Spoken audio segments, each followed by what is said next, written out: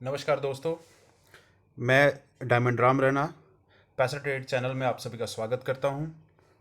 अगर आप मेरे चैनल में पहली बार आए हैं तो प्लीज़ चैनल को सब्सक्राइब कर दीजिए और बेल आइकन को प्रेस कर दीजिए ताकि जो भी वीडियो पैसा ट्रेड पे अपलोड हो सबसे पहले आप तक पहुंच जाए। दोस्तों, आज का टॉपिक क्रिप्टो करेंसी के ऊपर है और बहुत बढ़िया टॉपिक होने वाला है ये। मैं आपको एक क्रिप्टो करेंसी के बारे में बताने वाला हूं और ये उन लोगों के लिए बड़ा ही इम्पोर्टेंट रहेगा जिन लोगों ने एक सही टाइम पे क्रिप्टो करेंसी में एंट्री मिस कर दी थी। जो लोग ये सोच रहे हैं अभी भी कि दोबारा वो मौका मिले हमें किसी क्रिप्टो करेंसी से एंट्री होने का और ज़्यादा से ज़्यादा प्रॉफिट कमाने का। तो दोस्तों, एक बहुत ही बढ़िया प्रोजेक्ट है जिसके बारे में मैं डिस्कस करने वाला हूँ। प्रोजेक्ट बताने से पहले सबसे पहले हम करेंसी के बारे में डिस्कस करते हैं कि हिस्ट्री क्या है करेंसी की, कैसे करेंसी हमारे तक आज हम रुपये को का लेन देन कर रहे हैं इंडिया के अंदर, कैसे पूरे वर्ल्ड में डॉलर यूज़ कर रहे हैं, ये कैसे जन्म हुआ, इससे पहले क्या स्टोरी थी। दोस्तों, जब दुनिया में लेन देन स्टार्ट हुआ तो इसको बार्टर सिस्टम बोला जाता है। बार्टर सिस्टम क्या है? सामान के बदले सामान को एक्सचेंज किया जाता था पहले, और जब सामान के बदले सामान एक्सचेंज किया जाता था तो उसके बीच में कई प्रॉब्लम्स हुई। प्रॉब्लम्स क्या हुई कि जैसे बड़ी चीज़ के बदले छोटी चीज़ और छोटी चीज़ के बदले बड़ी चीज़ को एक्सचेंज कर पाना बड़ा मुश्किल होता था। फिर धीरे धीरे गोल्ड कॉइन आया। गोल्ड कॉइन और बार्टर सिस्टम के बीच में बहुत सारे ऐसे कॉइन आए जो इतने ज़्यादा फेमस नहीं हो पाए या जो एक्सेप्ट नहीं कर पाए। कारण ये था कि उनकी वैल्यू नहीं थी। गोल्ड कॉइन को इसलिए एक्सेप्ट किया गया पूरे वर्ल्ड में क्योंकि गोल्ड की वैल्यू जो इंडिया में थी वो हर जगह थी, यानी कि गोल्ड हर जगह एक जैसा एक रूप में रहता था। फिर गोल्ड में प्रॉब्लम आनी शुरू हुई। क्या प्रॉब्लम आनी शुरू हुई कि बहुत सारे गोल्ड को एक जगह से दूसरी जगह ले जाना बहुत जोखिम जोखिम का काम होता था।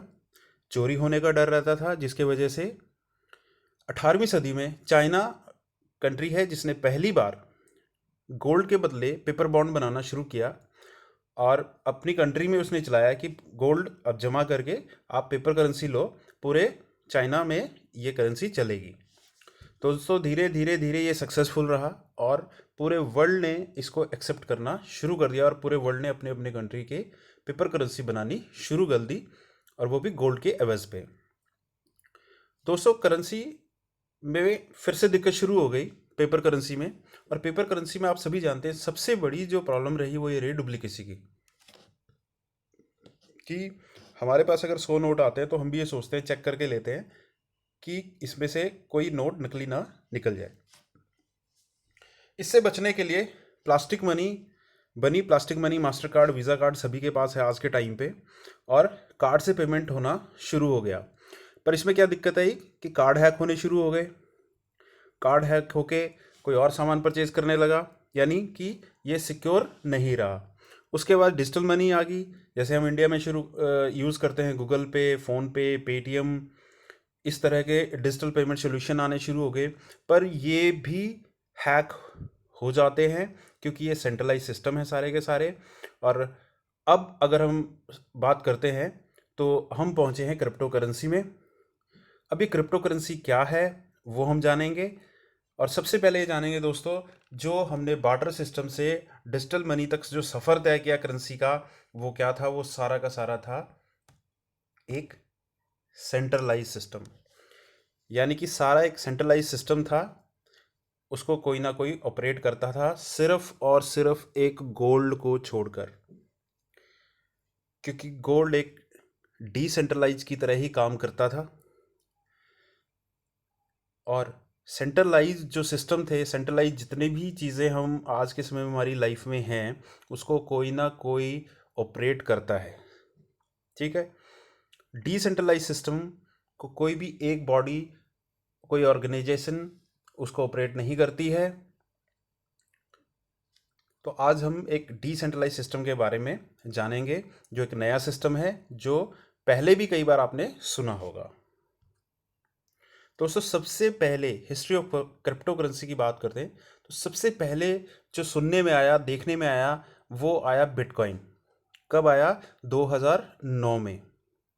2009 में जब ये आया तब एक बिटकॉइन की जो कीमत थी कुछ भी नहीं थी कीमत, हम माने तो 0.003, यानी कि अगर देखें तो 20 से 30 पैसे इसकी इंडियन रुपीस के अंदर कीमत थी, जो कि धीरे धीरे धीरे आज 2020 में लगभग $10,000 की है, यानी कि 7.5 लाख रुपए से 8 लाख रुपए के बीच में इसकी आज कीमत है। दोस्तों, बिटकॉइन की जो टोटल सप्लाई है वो है 2,10,21,000,000 टोटल सप्लाई है। इससे ज़्यादा इसकी सप्लाई नहीं हो सकती, इससे ज़्यादा ये बन नहीं सकता।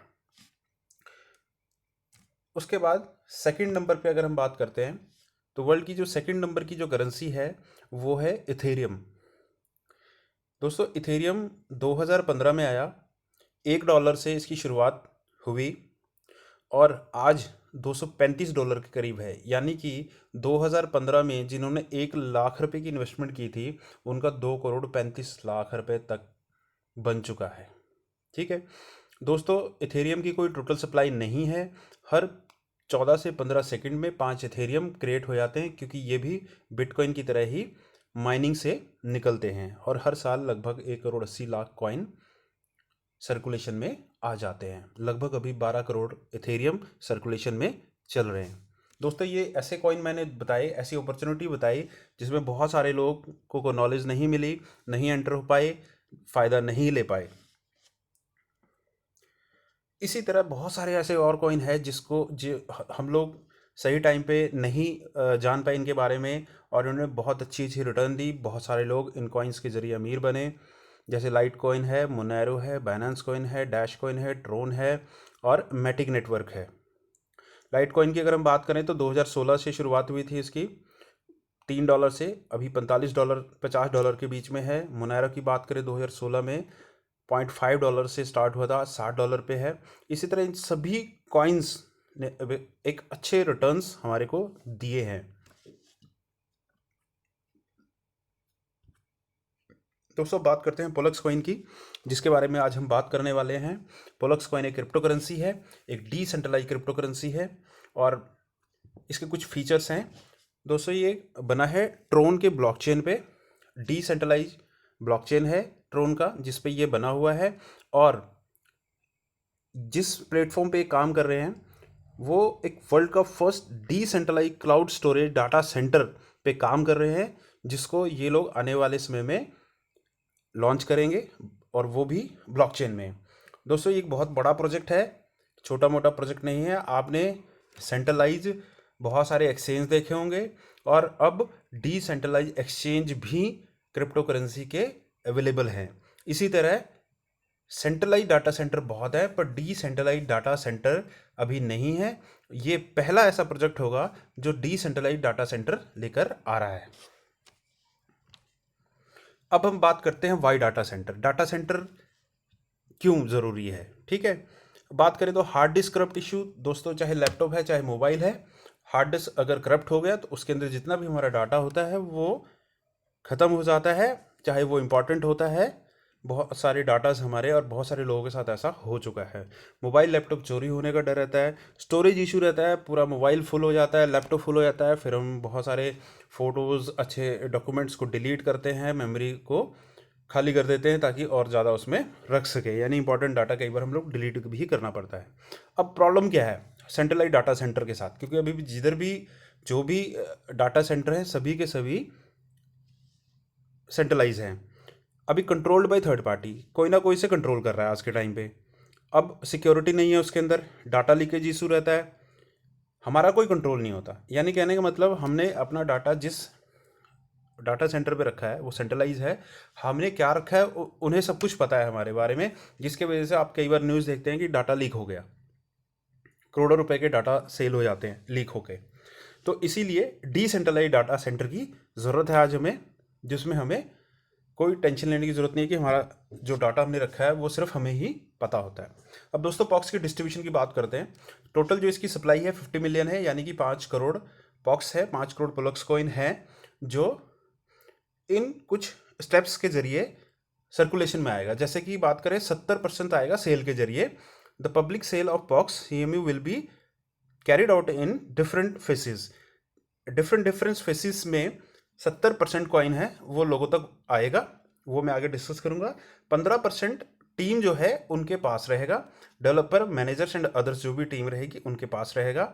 Air drop and bounty program में 7% पॉक्स यूज़ किए जाएंगे और डेवलपमेंट ऑफ डैप्स, डैप्स के ऊपर 5% खर्च किया जाएगा। रिजर्व में 3% रखा जाएगा, कभी जब ज़रूरत पड़ी तो उसको यूज़ किया जाएगा। इस तरह से 100% यानी कि 50 मिलियन कॉइन्स को डिस्ट्रीब्यूट किया जाएगा। दोस्तों बहुत ज़रूरी चीज़ है कि क्रिप्टो करेंसी की सप्लाई और ट्रांजैक्शन बहुत ज़रूरी चीज़ है। अगर हम बात करेंगे जो बिटकॉइन आया तो बिटकॉइन की जो ट्रांजैक्शन की स्पीड थी बहुत ज़्यादा थी, यानी कि 1 सेकंड के अंदर 3 से 6 बिटकॉइन ट्रांसफ़र होते थे। फिर इथेरियम आया 2015 में। इथेरियम आज के समय में 25 इथेरियम 1 सेकंड के अंदर ट्रांसफ़र होता है, और ये इसी वजह से बहुत ज़्यादा फेमस भी हुआ ट्रांजैक्शन स्पीड की वजह से। पर दोस्तों जिस क्रिप्टो करेंसी के बारे में मैं आपसे बात करने जा रहा हूँ, पॉक्स 1 सेकंड के अंदर 2000 पॉक्स ट्रांसफ़र होते हैं, ये ट्रांजैक्शन की स्पीड है। तो बिटकॉइन और इथेरियम से बहुत ज़्यादा इसकी स्पीड है, यानी कि आप ट्रांसफ़र करेंगे विद इन अ सेकेंड आपके वॉलेट में ट्रांसफ़र हो जाएगा। ये वेट करने की ज़रूरत नहीं होती, इसके अंदर बहुत ही फास्ट है। और जैसे मैंने आपको बताया कि 5 करोड़ पॉक्स हैं, तो लिमिटेड इसकी सप्लाई है, 5 करोड़ से ज़्यादा ये कॉइन नहीं बनेंगे। दोस्तों ये हाउ टू गेट पॉक्स, हम इसको कैसे ले सकते हैं, आप इसको कैसे ले सकते हैं, कैसे पॉक्स को आप अपने पास कर ला सकते हैं। Purchase CMU crypto minting unit, जी हाँ, आप क्रिप्टो मिंटिंग यूनिट बाय करके आप पॉक्स को ले सकते हैं। यहाँ पे कॉइन नहीं मिलता है, कॉइन का कोई बाय नहीं करना पड़ता, हमें क्रिप्टो मिंटिंग यूनिट बाय करना पड़ता है। मिनिमम 1 CMU हम बाय करके कॉइन को हम ले सकते हैं। कैसे मिलता है? 1 CMU अगर आप लेते हो तो डेली आपको 0.02 पॉक्स आपको डेली मिंटिंग होके आपके वॉलेट में आता रहता है, जो कि 1000 दिनों तक आपको आता रहता है, जिसमें टोटल आपके 20 पॉक्स बनते हैं। यानी 1 CMU से आपको मिंटिंग के जरिए 20 पॉक्स बनेंगे, जो आप अपने वॉलेट में लेते रहेंगे।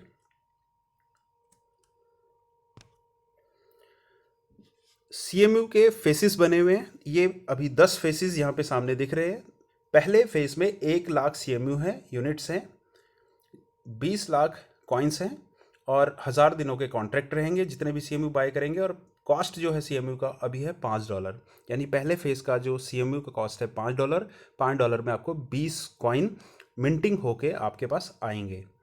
दोस्तों जैसे ही 1 लाख यूनिट ख़त्म हो जाएंगे, उसके बाद फेज़ 2 स्टार्ट हो जाएगा, फिर से 1 लाख यूनिट होंगे यहाँ पे CMU के, और पर उसकी जो कॉस्टिंग होगी CMU की $5 से बढ़ के $10 हो जाएगी यहाँ पे।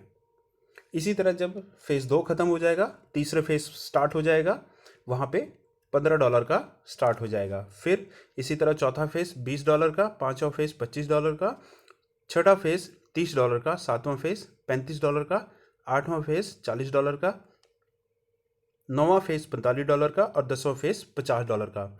इसमें 1.5 करोड़ कॉइन है, 15 मिलियन इसके अंदर कॉइन्स हैं। जैसे ही ये 10 फेज़ ख़त्म होंगे, उसके बाद नेक्स्ट फेसेस और आ जाएंगे, जिसमें और भी कॉइन जो हैं वो फेसेस के ज़रिए यहाँ पे डिस्ट्रीब्यूट हो जाएंगे। तो दोस्तों हमें पहले फेज़ में है, पहले फेज़ का अंदर हम CMU बाई कर सकते हैं, इसके अंदर मिनिमम $5 से। इसके अंदर कुछ पैकेजेस भी बने हुए हैं। वैसे तो आप मिनिमम 1 CMU बाय करके $5 का आप स्टार्ट कर सकते हो, ठीक है, बट इसके कुछ पैकेजेस बने हुए हैं जिसमें कुछ एक्स्ट्रा बेनिफिट मिलते हैं। जैसे कि है बेसिक माइनर, बेसिक माइनर है 20 CMU का। अगर आप 20 CMU का बंच आप इकट्ठा लेते हैं कॉन्ट्रैक्ट, तो $100 का बनता है ये $5 के हिसाब से, जिसमें आपको 10% CMU एक्स्ट्रा फ्री मिल जाते हैं। यानी कि 20 CMU के पीछे आपको 2 CMU यहाँ पे फ्री मिलते हैं, टोटल आपको 22 CMU मिलते हैं। यानी कि 400 कॉइन के बजाय आपको 440 कॉइन आते हैं यहाँ पे मिंटिंग होके। उसके बाद है लाइट माइनर। लाइट माइनर है $250 का, जिसमें 50 CMU का कॉन्ट्रैक्ट होता है, जिसमें 20% आपको एक्स्ट्रा 10 CMU फ्री मिलते हैं, यानी टोटल 60 CMU। उसके बाद है मिड माइनर $500 का, जिसमें आप 100 CMU बाई करते हैं, जिसमें 30% आपको यानी कि 30 CMU एक्स्ट्रा मिलते हैं। प्रो माइनर $1250 का, जिसमें 40% आपको इसमें फ्री मिलता है, यानी कि 100 CMU आपको फ्री मिलते हैं इसमें। सिल्वर माइनर $2500 का है, जिसमें 50% यानी $1250 का ही आपको यानी 250 CMU आपको इसमें फ्री मिल जाते हैं। टोटल 15,000 कॉइन आपको यहाँ पर मिलते हैं। गोल्ड माइनर $5,000 का है, जिसमें 75% यानी कि 1000 CMU आप ले रहे हो, 7.5 CMU साथ में आपको फ्री मिलते हैं। टोटल 35,000 कॉइन आपके पास यहाँ पे आते हैं। उसके बाद है लास्ट जो है प्रीमियम माइनर है, जिसमें $10,000 का है, 2000 CMU के साथ 100% यानी 2000 CMU साथ में फ्री मिलते हैं, यानी कि टोटल 4000 CMU 80,000 कॉइन आपको यहाँ पे मिंटिंग होके मिलते हैं। तो दोस्तों ये पैकेजेस हैं, आप मिनिमम 10% से लेकर के 100% तक का आप इसके अंदर फ्री का आप गिफ्ट ले सकते हो। उसके बाद बात करते हैं दोस्तों इसके अंदर प्रिविलेज इनकम की, यानी कि एक ऐसी इनकम इन्होंने दी है जो मिनिमम एक CMU भी बाय करेगा उसको जितना भी ग्रोथ कंपनी के अंदर आती है, यानी कि जितने भी CMU सेल हो रहे हैं वो top to bottom left to right automatically place होते रहेंगे। एक के नीचे दो, दो के नीचे चार, चार के नीचे आठ, आठ के नीचे 16, 32, 64 इसी तरह से प्लेस होता रहेगा। और जैसे ही आपने CMU बाई किया और आपके नीचे दो लोग आए, आपके बाद कंपनी में बाई हुआ, कंपनी ने में बाई किया और आपके नीचे प्लेस हो गए, तो दो CMU जैसे ही आपके नीचे आते हैं तो $0.1 की इनकम आपको होती है। जैसे ही दो के नीचे 4 CMU आ जाते हैं तो $0.2 आता है। फिर 8 CMU आते हैं 4 के नीचे, $0.4 आता है। इसी तरह $0.8, $1.6, $3.2, $6.4, ये टोटल 15 लेवल की इनकम है। टोटल अगर इनको करते हैं तो $3,276.7 आपको एक नॉन वर्किंग इनकम आती है, और सिर्फ एक CMU के पीछे, यानी एक CMU आप खरीदते हैं तो आप इस इनकम को लेने के हकदार हो जाते हैं, प्रिविलेज इनकम को। नेक्स्ट इनकम की बात करते हैं, एफिलिएट इनकम। ये दोस्तों वर्किंग इनकम है। ये आप अगर टीम बनाते हैं यहाँ पे तो टीम की आपको इनकम आएगी। बिगनर जब आप अपने रजिस्ट्रेशन करने के बाद आप मिनिमम एक CMU से अपनी आईडी को एक्टिव कर लेते हैं तो यहाँ की परसेंटेज होती है 5% होती है, यानी कि अगर आप किसी को स्पॉन्सर करते हैं वो जितने भी डॉलर का CMU बाय करेगा उसका आपको 5% कमीशन आएगा।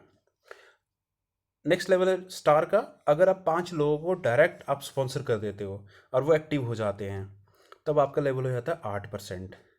अब आपको 8% डायरेक्ट इनकम आएगी और 3% डिफरेंशियल इनकम आएगी टीम से। इसी तरह सिल्वर है। सिल्वर में 10 आपके डायरेक्ट, टोटल 25 लोगों की टीम होती है तो आप 10% पे आ जाते हो। उसके बाद गोल्ड है। टोटल 100 लोगों की टीम होती है, इंक्लूडिंग 20 डायरेक्ट होते हैं आपके खुद के, 12% पे आ जाते हो। प्लेटिनम लेवल है जिसमें 400 लोगों की टीम होती है, 30 आपके डायरेक्ट होते हैं तो 14% पे आ जाते हो। सफ़ायर लेवल है, 1000 लोगों की टीम होती है, 50 आपके डायरेक्ट होते हैं जिसमें से, और आप 16% पे आ जाते हो। एमराल्ड 2500 लोगों की टीम होती है, 70 उसमें से डायरेक्ट होते हैं आपके, 18% लेवल हो जाता है। डायमंड 5000 लोगों की टीम होती है आपकी, जिसमें से 100 आपके डायरेक्ट होते हैं, आपका लेवल हो जाता है 20%। अब 20% डायमंड पे जब आप आते हो तो आप किसी की स्पॉन्सरिंग करते हो डायरेक्ट, और मान लो उसने $1250 का पैकेज लिया, यानी 1,00,000 का पैकेज लिया, और आप 20% में हो तो उसका 20,000 रुपये की डायरेक्ट इनकम आपको आती है। बहुत बड़ी इनकम है ये दोस्तों। उसके बाद बात करते हैं रिवार्ड की। बहुत हैंडसम रिवार्ड्स हैं इसके अंदर। आपकी टीम में $5,000 का बिजनेस होता है तो आपको $100 रिवार्ड आते हैं। $20,000 का बिजनेस होता है नेक्स्ट, तो आपको $500 रिवार्ड आते हैं। $50,000 पे $1,000 आता है। $1,00,000 पे $2,500 आते हैं। $5,000 पे $10,000 आते हैं। $20,00,000 पे $50,000 आते हैं। $50,00,000 पे $1,00,000 आते हैं। और $1,00,00,000 पे $2,50,000 आते हैं। और $5,00,00,000 के बिजनेस में पूरी टीम बिजनेस करती है $5,00,00,000 का, और आपको $10,00,000 आते हैं। INR में बात करें तो 8 करोड़ रुपए का लास्ट रिवॉर्ड है इसके अंदर जो अचीव कर सकते हैं हम। दोस्तों ये रोड मैप है। इस रोड मैप के अकॉर्डिंग ये कॉइन काम कर रहा है, इसकी टीम काम कर रही है। Q1 2020 में पॉक्स टोकन लॉन्च किया गया। Q1 2020 में ही एफिलिएट प्रोग्राम लॉन्च किया, जिसकी मैंने आपसे चर्चा की, बात करी इस वीडियो में। और Q2 2020 में airdrop and bounty program launch किया जाएगा इसका। Q3 2020 में एक्सचेंज में लिस्ट हो जाएगा और कॉइन मार्केट कैप में भी ये लिस्ट हो जाएगा। Q4 2020 में पॉक्स का पॉक्स के ऊपर डैप स्टार्ट हो जाएंगे आने, डिसेंट्रलाइज एप्लीकेशन, उसके बाद यूटिलिटी पेमेंट्स के एप्लीकेशन आ जाएगी इसकी, पॉक्स वॉलेट आ जाएगा Q3 2021 में। ये पूरा रोड मैप है जिसके ऊपर ये काम कर रहा है, ये पूरी टीम काम कर रही है।